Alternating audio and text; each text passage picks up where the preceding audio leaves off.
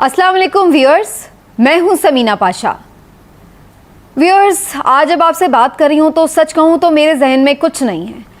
मुझे कुछ समझ नहीं आ रहा कि मैं क्या कहूं और क्या ना कहूं। जो देख रही हूं, जो महसूस करती हूं, जो कहना चाहती हूं, अगर कहूं तो ये खौफ भी है कि दोबारा कुछ कहने के काबिल भी रहूंगी या नहीं। क्योंकि सच्ची बात है, जो कहना चाहते हैं, जो देख रहे हैं, जो महसूस कर रहे हैं, अगर सच बोल रहे हैं तो अब खौफ भी आता है। और खौफ इस चीज़ का आता है कि हम उतने शायद बहादुर ना हो जितने हमारे बहुत से साथी बहादुर हैं। हम कमज़ोर लोग हैं। अपनी बात करूं तो मेरे 4 बच्चे हैं। जो सबसे छोटी मेरी बच्ची है वो 2 साल की है, और जो बड़ी बच्ची भी है वो 9 साल की है, और बाकी भी दोनों बीच में ही, कोई 6 साल का और एक 5 साल का। छोटे छोटे बच्चे हैं, और मेरे बच्चे तो ये अफोर्ड नहीं कर सकते कि मैं एक रात भी घर से बाहर रहूं, या मुझे कोई उठा के ले जाए, या मैं कहीं लापता हो जाऊं। पहले मैं बेधड़क सच बोल रही थी, जो दिल में आ रहा था कह रही थी।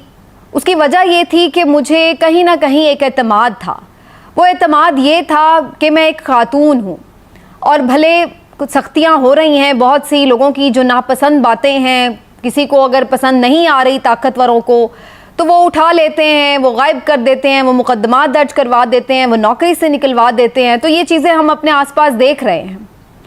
लेकिन एक जो मेरे जहन में कहीं पीछे एज था, वो ये था कि मैं एक खातून हूँ, तो ख़वातीन की तरफ तो इस तरह नहीं होता ना। ये इस्लाम के नाम पर बना मुल्क है, ये जमहूरी मुल्क है, यहाँ पर अदालतें भी मौजूद हैं, और मैं तो कोई ऐसी गैर कानूनी काम में मुलविस नहीं हूँ।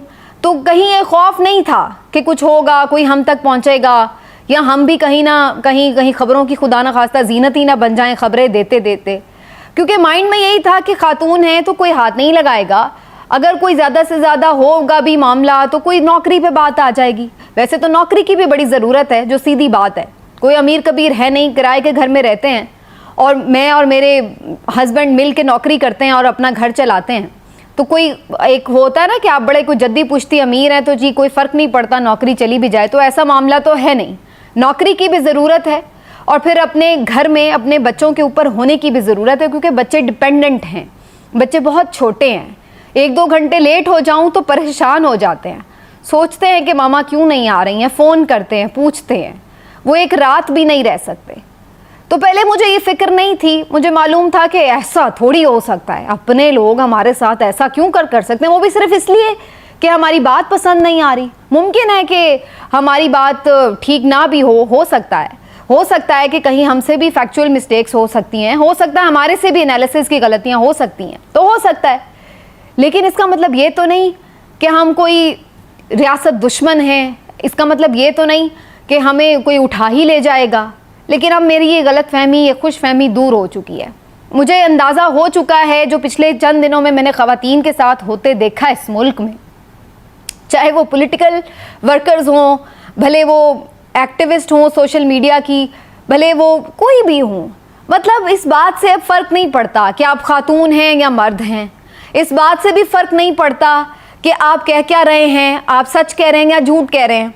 इस बात से भी फ़र्क नहीं पड़ता कि वो कानूनी तौर पर जुर्म है या नहीं है जो आपका कहना है। और इस बात से भी फ़र्क नहीं पड़ता कि अदालत उसके ऊपर आपको पहले से ही कोई ज़मानत दे चुकी है या नहीं दे चुकी है। तो अब किसी बात से कोई फ़र्क नहीं पड़ता। तो मैं एक जंगल में रह रही हूँ, तो मुझे नहीं मालूम है कि मैं अगली दफ़ा आपसे इस फोरम से बात कर रही होंगी या नहीं कर रही होंगी।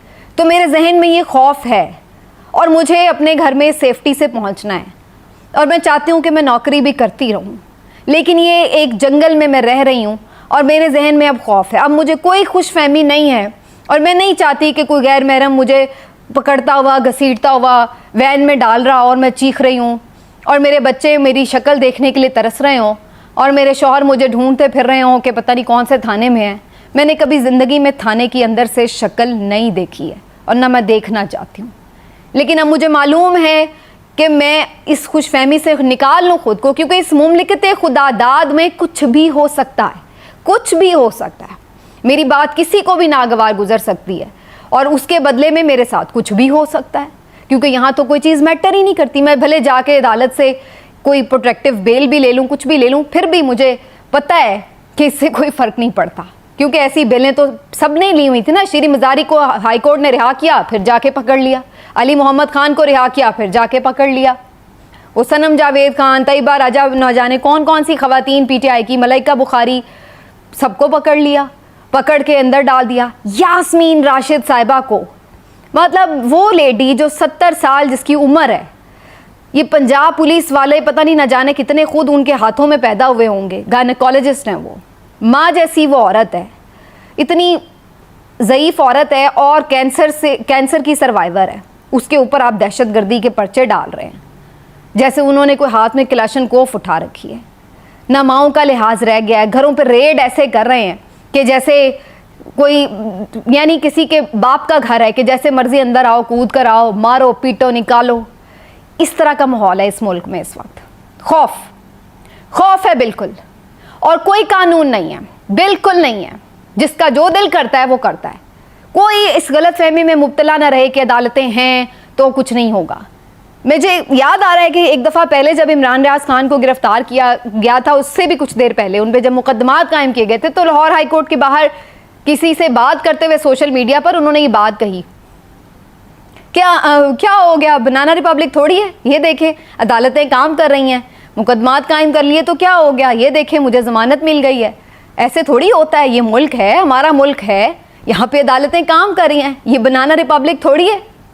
लेकिन अब इमरान रियाज खान को पता चल गया है कि ये बनाना रिपब्लिक है, क्योंकि 5-6 दिन से वो बंदा लापता है और किसी को नहीं पता है कि वो बंदा कहाँ है। पुलिस ने उसको अरेस्ट किया है, लेकिन पुलिस को खुद नहीं पता है। ये जो हमारे मुहाफिज बने फिरते हैं ना पुलिस वाले, इनको खुद नहीं पता है कि वो कहाँ है। झूठ बोल रहे हैं अदालत से जाके कि हमने तो रिहा कर दिया, और उसके बाद हमें नहीं पता वो कहाँ है। तो अब इमरान रियाज खान को पता चल गया है कि ये मुल्क बनाना रिपब्लिक है। अब उनको पता चल गया है कि यहाँ पर अदालतों के फैसलों का, उनके ऑर्डर्स का क्या होता है। कोई उसकी औकात नहीं है, कोई हैसियत नहीं है उसकी। सुप्रीम कोर्ट ऑर्डर करे तो हुकूमत वक्त सुप्रीम कोर्ट को उसके सामने खड़े होकर गालियां दे, मरियम नवाज उसके सामने खड़े होकर उसको गालियां दे और सब क्लैपिंग करें, और उसके बाद पूरा एहतमाम किया जाए, उन गालियों के लिए स्टेज फ्राहम करने का पूरा एहतमाम किया जाए। मैंने पिछले व्लॉग में कहा था, आप देखिएगा फैसिलिटेशन हो रही होगी JUI के धरने के लिए, और हुई फैसिलिटेशन हुई। आपने देखा कैसे FC वाले पीछे हटे, कैसे पुलिस वाले पीछे हटे। यही पुलिस वाले, FC वाले जो मार मार के भुरकस निकाल रहे हैं इस वक्त PTI के कारकुनों का। और जब नहीं निकालना था, जब ये तय था कि अब इन्हें करने दो जो ये कर रहे हैं, तो तब किसी ने चू नहीं किया, एक टीयर गैस नहीं की। 9 मई को होने से रोकने के लिए कोई एक पुलिस वाला आगे आया कि हम आके रोकें भाई, ये क्राउड उधर ना जाए, ये नहीं करो। कोई एक ऐलान हुआ? नहीं हुआ। तो जहां रोकना होता है, चाहे वो कुछ कर रहे हो ना कर रहे हो, तो आ जाते हैं वाटर कैनन लेके, टीयर गैस लेके, रबर बुलेट्स लेके, शेल्स लेके। और जब ना मना करना हो, जब ये तय हो कि मना नहीं करना, तो फिर सारी आवाम को खुला छोड़ दो। वो कोर कमांडर हाउस में जाए, वो शीशे तोड़े, वो आग लगाए, वो रेडियो पाकिस्तान जलाए, वो कुछ भी करे, तो उनको करने दो, उनको रोको नहीं, क्योंकि वो फायदे में है, ताकि कल को हम ये दिखाएं कि ये देखो जी, ये तो दहशतगर्द जमात है। तो इसलिए उन्हें करने दो, उन्हें ना रोको। कह रहे हैं जी हमने इस्तेमाल नहीं किया फोर्स का और हमने बड़ा कोई रिस्ट्रेन का मुजाहरा किया। अच्छा जी, तो क्या था उनके पास? वो खुद कुछ जैकेट पहने हुए बमबार थे कि अगर आप उन्हें ना रोकते तो पता नहीं क्या हो जाता। क्या उनके हाथों में पिस्तौलें थी? क्या वो कोई क्रैकर बम लेके आ गए थे, पेट्रोल बम लेके आ गए थे? क्या था उनके पास जो आप रोक नहीं सकते थे? चंद सैकड़ों थे ना, चंद 100 थे आपके बकौल। तो क्या हुआ? थोड़ी सी टीयर गैसिंग करते आप तो वो नहीं रुक सकते थे। रोकना मकसूद नहीं था। एतजाज एहसन साहब ने जो बता दिया है ना, वो बहुत है। वो खोल के बता चुके हैं कि ये बेसिकली, मैं इस बात को डिफेंड नहीं कर रही कि वो PTI के वर्कर थे या नहीं थे। होंगे भाई, PTI के वर्कर होंगे, मुश्तिल अवाम होंगे, जज्बाती कारकुनान होंगे, जो अल्फाज आपने कहने कह ले, शरपसंद अनासिर होंगे, लेकिन रोके जा सकते थे, रोका जा सकता था। अगर 25 मई का लॉन्ग मार्च रोका जा सकता था, तो कोर कमांडर हाउस भी जलने से रोका जा सकता था। अगर जमान पार्क में उस दिन जाके इतनी शेलिंग और सब कुछ हो सकता था, तो फिर 9 मई भी रोका जा सकता था। लेकिन रोकना नहीं था, नहीं रोकना था। यही तय था कि रोकना नहीं है, करने दो। उसी की आड़ में फिर बाद में वो कुछ करेंगे कि जो इस वक्त आप देख रहे हैं। और उसके बाद अभी तक भी यही बात है कि उन सवालों के जवाब कोई नहीं देगा। अब कह रहे हैं जी आर्मी एक्ट के तहत दहशतगर्दी के मुकदमात होंगे, आर्मी एक्ट के तहत सिविलियंस पर आप लगाएंगे दहशतगर्दी के मुकदमे। बिल्कुल ठीक है, लगाएं, लॉ ऐसा कहता है, लेकिन लॉ में क्यों बता रही हूँ, लॉ का तो हैसियत ही कोई नहीं है ना, वजूद ही कोई नहीं है। सारी पीटीआई लीडरशिप को आपने अंदर बंद कर दिया है, जमानतें होती हैं फिर बंद कर देते हैं। फवाद चौधरी दौड़ लगा के वापस बेचारे पहुंचते हैं हाई कोर्ट में, तो उसके बाद जाके कहते हैं, उनका मजाक उड़ाया जाता है कि ये दौड़ है। तज्जियाकार, ये नाम नहाद जमहूरियत के तज्जियाकार, ये आकर हमें भाषण देते हैं और कहते हैं कि जी देखें इनकलाब में तो ऐसा ही होता है। हाँ जी भाई, कुर्बानियाँ तो देनी पड़ती हैं। आमिर मीर साहब फरमा रहे थे आके कि सब गिरफ्तार होते हैं, तो ये तो होता ही है, यानी ये होता है, ये बड़ी अच्छी बात है, ये होते रहना चाहिए। कोई कानून की बात ना करे, कोई इंसाफ की बात ना करे। पहले भी ऐसा होता था, लिहाजा होते रहना चाहिए। पहले भी हम जाहिल थे, हम अब भी जाहिल ही रहेंगे। पहले भी हम गैर मुहज़्ज़िब थे, हम अब भी गैर मुहज़्ज़िब रहेंगे। हम कभी सीखेंगे नहीं, हम हमेशा यही करेंगे। इसी तरह अपने मुल्क को आग लगाएंगे। अब नौबत यहाँ तक आ चुकी है, नौबत यहाँ तक आ चुकी है कि हमने अपने मुल्क को इस तरह से कर दिया है कि हर तरफ पेट्रोल छिड़क दिया और उसके बाद हम दिया सिलाई लेके, यानी माचिस लेके, लाइटर लेके खड़े हुए हैं। कोई बोले तो सही अभी माचिस जला देंगे, कोई बोले तो सही अभी लाइटर लगा देंगे। हालत ये आ गई है, शर्म का मुकाम है, शर्म का, कि अब दोस्त मुल्क बाहर से आकर हमें शर्म दिला रहे हैं कि अल्लाह के बंदो कुछ शर्म करो, अपने मुल्क को बचाओ, अपने घर को बचाओ। क्या तुम लोगों ने आग लगाई हुई है हर जगह पे, रोको अपने आप को किसी जगह पे। कभी सऊदी वजीर दाखिला आके वो समझा रहे हैं, कभी चाइना वाले आके पैगाम दे रहे हैं कि शर्म करो कुछ। 71 में तुम लोगों ने अभी तक कुछ नहीं सीखा, फिर वही हरकतें कर रहे हो। ये हाल है। अब बाहर के लोग आके हमें समझा रहे हैं कि अपना घर बचाओ, लेकिन हम नहीं समझेंगे। हम तो कहेंगे कि ऐसा ही होता है, इन्होंने भी किया था, हम भी करेंगे, ये तो हमेशा ही होता है। अब क्यों ये ऐसे कह रहे हैं? अब तज्जियाकार आते हैं और आके बराबरियां स्कोर सेटल करने की कोशिश हो रही होती है। उसके दौर में ये हुआ था, तो इसके दौर में ये हुआ था, तो अब ये हो रहा है, तो ये वो भुगत रहा है, तो मकाफाते अमल है। कोई ये नहीं कह रहा कि उसकी और इसकी और इसकी और उसकी छोड़ें। कहीं तो इसको स्टॉप करना है कि चलते ही रहने देना है? कभी किसी के दौर में गलत हुआ भी हो तो क्या उसका मतलब ये है कि उससे आगे आके उससे 150 टाइम्स उसके साथ ज्यादा गलत कर दो ताकि वो दोबारा आए तो फिर उससे भी ज्यादा गलत करे? अब इमरान खान के घर को फिर से सराउंड कर लिया। अब क्या प्लान बनाया जी? 40 दहशतगर्द शरपसंद 9 भाई वाले उन्होंने अपने घर में छुपाए हुए हैं। खान साहब ने अच्छी स्ट्रेटेजी खेली, सारे मीडिया को बुला लिया कि भी आओ आके खुद ही देख लो कहाँ बैठे हुए हैं शरपसंद। बार बार पैगाम दे रहा है वो बंदा कि यार बात कर लो, आके देख लो, इंक्वायरी करा लो कि कौन कौन लोग हैं, और जो हैं उनको करो दो सजा। हमने तो नहीं इंस्टिगेट किया। अब 6 दिन तो आपने मीडिया ही बंद रखा ना, सोशल मीडिया। अब खोला है तो अब आ रही हैं चीजें सामने। यास्मीन राशिद की वीडियो आ गई है, वो बेचारी कोर कमांडर हाउस के बाहर मना कर रही है लोगों को, नहीं अंदर जाना, नहीं तोड़ फोड़ करनी, हम सिर्फ यहाँ बाहर बैठ के पीसफुल प्रोटेस्ट करेंगे, ये कह रही हैं वो। उनके ऊपर दहशतगर्दी का मुकदमा डाल के अंदर बंद किया हुआ है। वो अस्पताल में है पर गिरफ्तार है। बंदों को तुड़वाने के लिए अब नए नए आपको नजर आ रहे हैं। कभी आमिर कियानी को प्रेस कॉन्फ्रेंस करवा रहे हैं, जी हाँ मैंने पीटीआई छोड़ दी। वो बेचारे सियासत से ही तौबा कर गए यार, ये गंदी सियासत ही छोड़ो। कभी फ़ोन आ जाता है उसमें शामिल हो जाओ, कभी उसमें शामिल हो जाओ, हम करते ही नहीं, हम घर बैठ जाते हैं, वो अच्छा है। वो इसी तरीके से वो पहले उनको पकड़ लिया, महमूद मौलवी सॉफ्ट बेचारे टारगेट, सुनने में तो यही आ रहा है, पहले अरेस्ट हुए थे, बाद में निकले हैं तो बेचारे आके कह रहे हैं जी खुदा हाफिज़ मैं नहीं जा रहे। यानी इतना उन्हें जिच्च कर दिया गया है कि वो बेचारे इस नहीं छोड़ना शायद चाहते होंगे दिल से, तो वो ये नहीं कर रहे कि चलो जी हम पीडीएम में ज्वाइन कर लें जाके। उन्होंने कोई कह रहा है हम अपनी पार्टी बना लेते हैं, कोई कहता है हम सियासत ही कर लेते हैं, और कोई बेचारा अली जैदी वो आके मीडिया पर रोने ही लग जाता है कि यार सारा कुछ ठीक है, मैं अभी नहीं पीटीआई छोड़ना चाहता, ये मेरी पार्टी मैंने बनाई है, वो खान को छोड़ना है तो मुझे गोली मार दो, फिर मैं यही कर सकता हूँ। वो किसको पैगाम दे रहा है? कौन उसको मजबूर कर रहा है कि भाई पीटीआई छोड़ दो? आप छुड़वा लें, कितने छुड़वा लेंगे? 10-20 प्रेस कॉन्फ्रेंस हैं, फिर क्या होगा? पीटीआई खत्म हो जाएगी।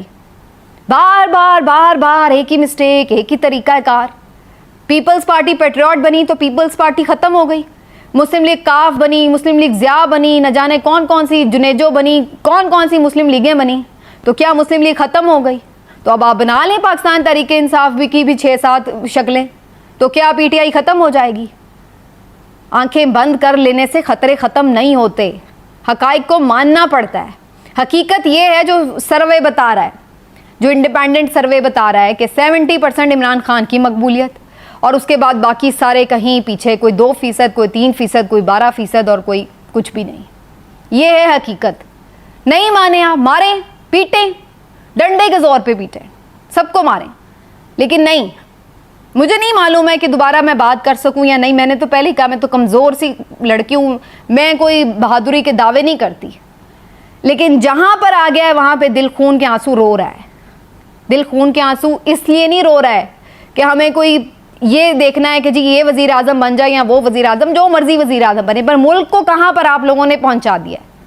इतनी तज़लील औरतों की, बच्चों की, कानून की, अदालतों की। कोई तो भरम रहने दें, कोई तो भरम रहने दें, कोई भरम नहीं रहने देना। क्या करें? अपना गला खुद घोंट लें अगर कहीं बाहर नहीं जा सकते, या कहीं बाहर जाने का कुछ ज़ाइलम ले लें, क्या कर लें? कोई बता दे हल। नहीं रह सकते इस तरह के घुटन ज़दा माहौल में, क्या करें? बात करते हैं तो बात नहीं करने दी जाती, यहाँ पर लाके पहुँचा दिया। अभी फिर मुझे नहीं मालूम है ये आज रात क्या होना है, फिर इतनी नफरी पहुँची हुई है ज़मान पार्क, फिर वही बच्चों के पेपर्स हो रहे हैं, मालूम नहीं बच्चे बेचारे पेपर्स देंगे, कैंसिल होंगे, फिर क्या हालात होंगे। ये तमाशा बनाया हुआ है मुल्क का, अनाओं की जंग में, क्योंकि कुछ लोग मुकद्दस हैं, कुछ लोग मुकद्दस हैं तो वो मुकद्दस ही रहेंगे, उनके तकद्दुस को आंच ना आए, इसलिए जनाब पूरा मुल्क झोंक दिया जाए। ये मसला है। बाकी मेरा घर मुकद्दस नहीं है, मेरे घर में जैसे मर्जी कोई टाप के आ जाए, उसके शीशे तोड़ दे, मेरा घर मुकद्दस नहीं है। जैसे आप लोगों के घर मुकद्दस हैं, वैसे ही हर बंदे के लिए अपना घर मुकद्दस होता है, वैसे ही वो उसकी पनाहगाह होता है। यही होता है, उसके लिए वही मुकद्दस जगह है जहाँ वो है, जहाँ वो अमन के साथ रह रहा है अपने बीवी बच्चों के साथ। लेकिन इस मुल्क में किसी के घर का कोई तकद्दुस नहीं है, किसी जगह का, ना किसी अदालत का तकद्दुस है। अदालत के शीशे तोड़े बंदा उठा लें, अदालत के सामने खड़े होकर स्टेज लगाएं और गालियां दें जज को, और जज भी नोटिस नहीं लेंगे। जज सिर्फ उस वक्त नोटिस लेते हैं तौहीन अदालतों का जब इस्टेब्लिशमेंट साथ होती है। जब इस्टेब्लिशमेंट साथ ना हो तो वो बेचारे हफ्ता हफ्ता केस मुलतवी कर देते हैं। अब वो यही प्रेशर डाल के चीफ जस्टिस के साथ भी यही किया गया। इस तरह होता है इस मुल्क में। बहरहाल आज इम्पॉर्टेंट रात है, मैसेजेस इधर उधर से आए हैं, कमांडर कॉन्फ्रेंस भी हुई है, नेशनल सिक्योरिटी कमेटी का इजलास भी हुआ है, लेकिन एक ही आवाज़ मुझे तो नज़र आती है कि अभी ये इसी तरह से होना है, ये जंगल का कानून ही चलना है। सीधी जो बात है, हर कोई अपने आप को रोएगा बैठ के कि हमारा तकद्दुस पामाल हो गया, तौहीन पार्लियामेंट का कानून बना दिया, हमारा तकद्दुस ना पामाल हो जाए। हर कोई अपना अपना राग लापेगा, रोएगा। अदालत अपना रोती रहेगी कि जी हमारे ऑर्डर्स हवा में उड़ा दिए, हमारे ऑर्डर्स हवा में उड़ा दिए। सब रोएं, सब रोएं, लेकिन किसी ने भी अवाम का नहीं सोचना, किसी ने भी ये नहीं सोचना कि इस मुल्क को हमने कहाँ पे। सब ने ये सोचना है कि मेरी कुर्सी, मेरी नाक नीचे ना जाए, मेरी कुर्सी बचनी चाहिए, मेरा इख्तिदार रहना चाहिए। ये है। अवाम जिधर मर्जी खड़ी है खड़ी रहे, मारो इसको, इसकी हिम्मत कैसे है, जुर्रत कैसे है। पता नहीं मिलते हैं अगले वीलॉग में या नहीं मिलते। अपना ख्याल रखिए। अल्लाह हाफिज़।